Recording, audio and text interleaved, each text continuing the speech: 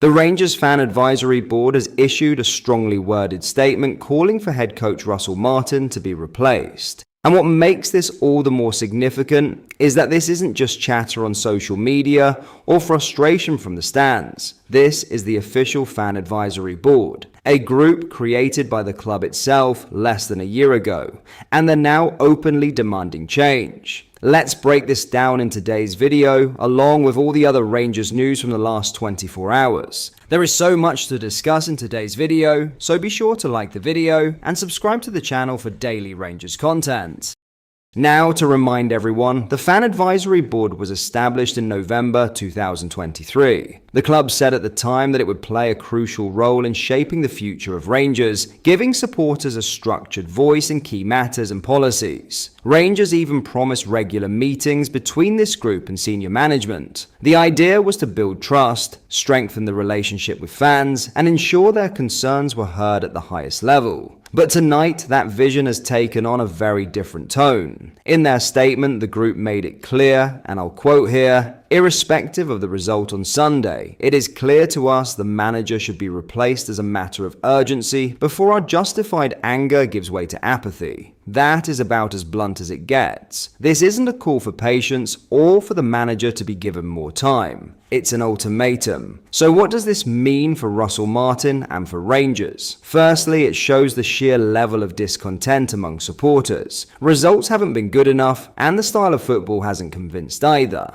When the Fan Advisory Board talks about standards set by successful teams in the past, they're harking back to a club identity, one that demands winning titles, competing in Europe, and playing with authority. Secondly, it raises real questions about the club's leadership. The advisory board is saying clearly, don't let our frustration turn into apathy. That word, apathy, is crucial. For a club of Rangers' size, fan engagement is the lifeblood. Anger can eventually be turned into renewed support if results improve, but apathy. Once fans stop caring, once they stop showing up, it becomes a crisis that goes beyond just who's in the dugout. And finally, it puts pressure squarely on the board of directors. They created this fan advisory board, they legitimized it, and now they have to respond to it. If they ignore it, they risk undermining the entire project and widening the disconnect between fans and decision makers. This is not unique to Rangers. Across European football, we've seen fan groups increasingly formalized, given a platform to voice their views. Borussia Dortmund in Germany, for example, have powerful fan structures that directly influence policy. But the difference here is that Rangers are in the middle of a delicate moment on the pitch, and now their own fan advisory body is essentially saying, enough is enough. So the question is, will the club act? Or will they try to ride out the storm and back Russell Martin in the hope results turn around? One thing is clear, the fans have spoken loudly and officially. The Rangers Fan Advisory Board has called for a change of manager. The ball is now firmly in the court of the club's leadership.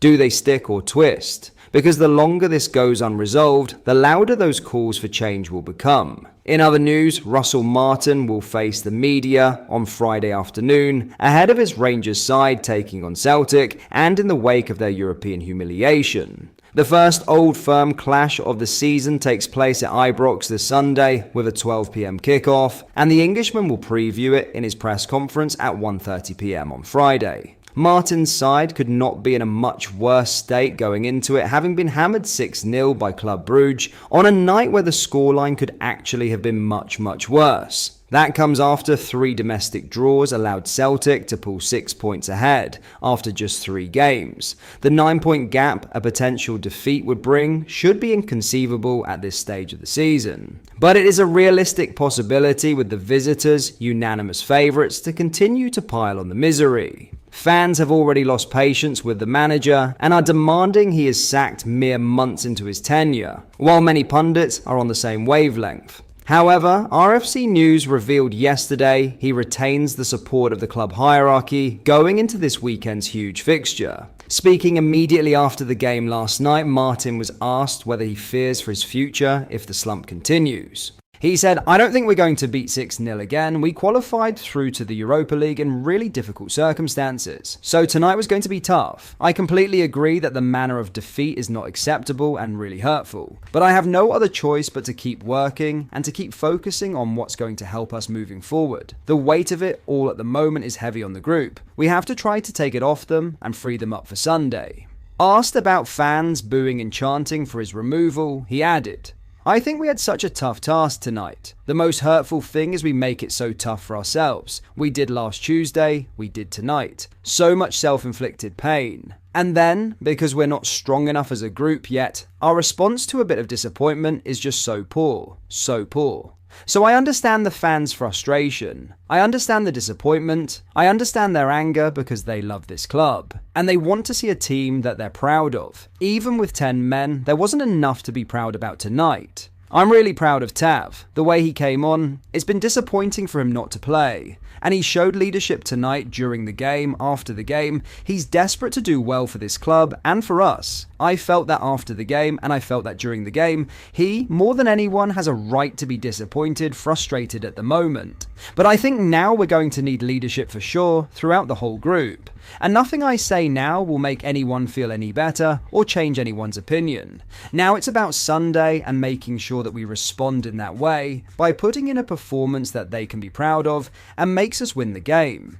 In other news, Rangers have agreed a deal with Girona to sign Bojan Miovski. RFC News reported on Wednesday that the club had opened talks over a move for the 26-year-old, who, the La Liga side, are prepared to let go 1 year after his arrival from Aberdeen. RFC News understands that the deal is in the region of £2.6 million, with the potential for the fee to rise to above £4 million with add-ons. Rangers are in the market for a striker after the club agreed a deal with Lille for Hamza Igerman. The Moroccan striker refused to come off the bench during Saturday's 1-1 draw with St Mirren and didn't travel to Belgium for last night's embarrassing exit in the Champions League. Igerman, 22, will now fly to France to seal a move to Lille worth £10.4 million just over a year on from moving to Ibrox. Miovski has been high on the club's list of options all summer, with interest growing in recent weeks, owing to growing uncertainty over the futures of Cyril Dessas and Igerman. The club rejected an offer for Dessas from AEK Athens earlier this summer and had set a price tag through to be in the region £5 million on the forward. There is an expectation that their resolve could be tested for the 30-year-old in the window's final days, with Dessas entering the final year of his contract next summer. Former Aberdeen striker Miovski impressed over a 2-season spell in Scotland, and Rangers believe they'll be able to secure the forward for a much lower price than what Girona paid last summer. The club are expected to remain active in the final days of the transfer window, following a humiliating defeat in Belgium last night, and as reported here first, the club remain interested in Everton forward Youssef Chermiti, with more activity on the striker front possible before Monday's deadline. But that is all for today's video. Thank you for watching. I hope you enjoyed. If you did, please make sure you hit the like button and subscribe to the channel. We post all the latest Rangers news every single day, so join our fast growing community so you never miss out. Thank you. I'll see you in the next video.